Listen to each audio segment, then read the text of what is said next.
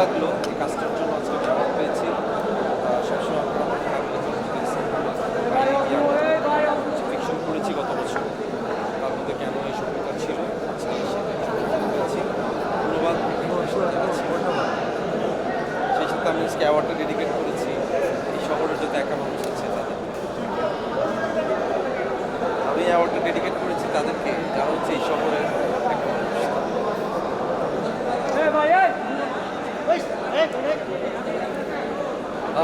খেলার মাঠ খেলাধুলার সাথে এর আগে আমি সম্পৃক্ত ছিলাম, তবে এত বড় পরিসরে না।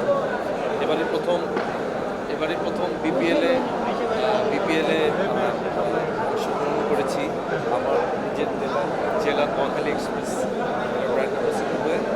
যদিও নোয়াখালী এক্সপ্রেস আসানোর পারফরমেন্সটা করতে পারেনি, বাট আফসোস নেই, কারণ এবারই প্রথম অংশগ্রহণ খুব অল্প সময় জন্য করেছে। ইনশাল্লাহ সামনের দিনগুলোতে নোয়াখালী চ্যাম্পিয়ন হবে।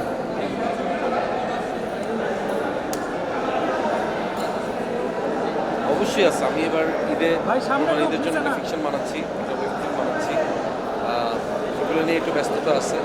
ইনশাল্লাহ ভালো কিছু পাবো।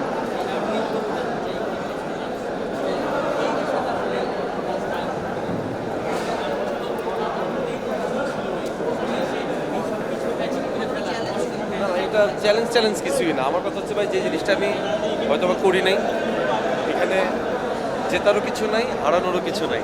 সো আমি যে বলছি, পলাশ তুমি জাস্ট স্টেজে উঠবা, নির্ভয় তুমি খালি পারফরমেন্স করবা, দ্যাটস ইট। আর ডান্সের শাহ আলমকে মনে মনে স্মরণ করছি, কারণ ডান্সের শাহ আলম তো সবসময় ডান্স করে। ভাই নাচ কিন্তু খুব ডিফিকাল্ট, অভিনয় তার চেয়ে একটু ইজি আছে আমার জন্য।